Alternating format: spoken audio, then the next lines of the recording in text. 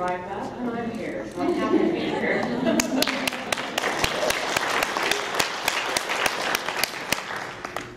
But what I'm really here to talk to you about today is about improving the quality of life for people after they've had ECT.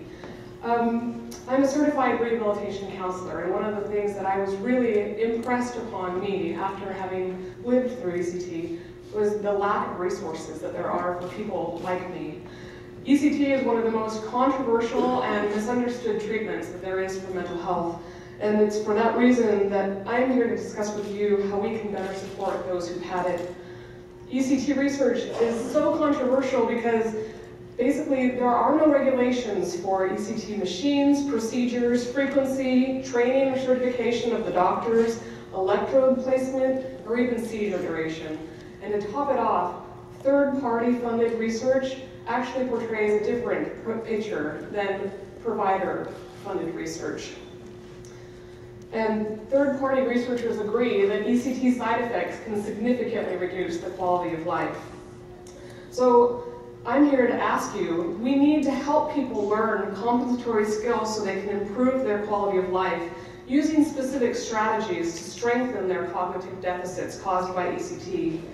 But the one problem arises because routine neuropsychological tests to assess memory don't even assess the type of memory experienced by those who lived with ECT after the effects.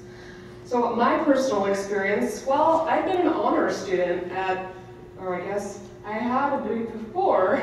I have had more than 100 ECT treatments in 36 months. My doctor called it maintenance ECT.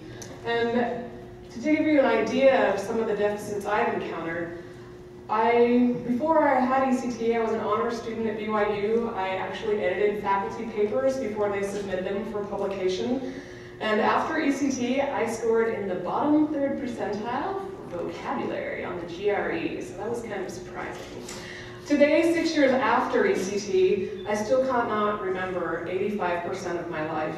And I've only been able to start creating memories in the past 3 to 5 years. Executive functioning skills were also severely compromised.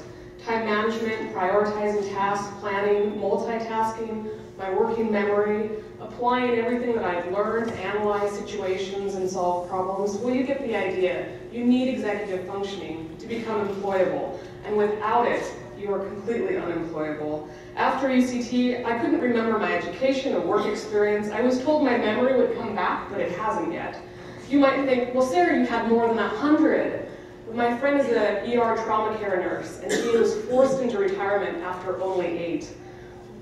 She too became unemployable with little to no work, life, or education to rely on.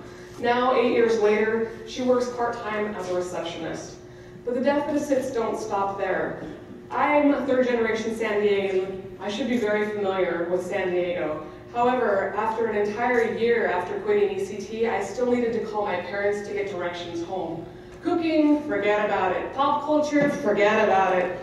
So one of the hard things for me was I loved to read, and I'd read a sentence and I couldn't remember the line I just read to read the next sentence. A year after ECT, my doctor was telling me the reason I couldn't remember my phone number was because I used speed dial. But autobiographical memory was the most difficult problem for me, and it affected my relationships with others. Because if you think about it, all of your relationships are based on shared memories. So luckily, I met the man of my dreams about 4 years ago. He's a brain cancer survivor who's had a complete resection of a quarter of his brain. And we connected on a level not many other people have. And he's been my rock. To recover, these are some of the things. The most important thing was I had to humble myself enough to be willing to always ask questions, highlight the words, look them up, define them. I got back into American Sign Language interpreting and read a lot of my journals. Gratefully, I have more than 30.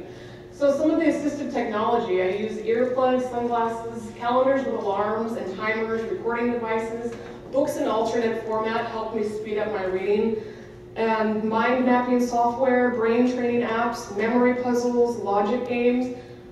Basically, I'm here to ignite your desire to research and help those like me who've had ECT. Thank you so much for your willingness.